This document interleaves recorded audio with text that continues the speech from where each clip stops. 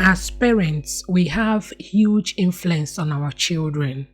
On this very day, Hobby and Wisdom was outside cleaning up our garden, and I was in the kitchen preparing breakfast.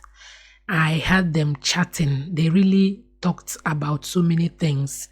But what captured my attention was when Hobby started telling Wisdom how much he saved by doing the job by himself. That was when I started recording them through my kitchen window.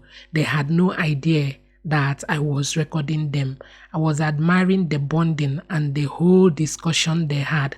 Honestly, they did a good job. 10 over 10 minus nothing. This is me frying akara for our breakfast. You guys, this is one breakfast that makes you tired or even sleep off after eating it. So that was why they choose to do the job. I mean, cleaning the garden before having their breakfast. I will be making custard, you guys. I have seen so many videos of people praying before making custard. I don't understand. After praying, they will still got it wrong. Or is it for content? I think making custard is very, very simple. If not, write in the comment section if you want to see or learn how to make custard in a separate video. We enjoyed our breakfast and we had a good rest.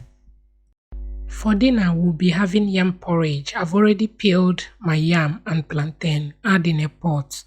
Add pepper, onions, catfish, crayfish, seasoning cube, water. Cover and allow to cook.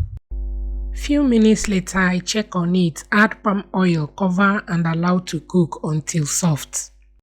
At this time, I check on the yam and give it a good stir. At this point, it's soft enough.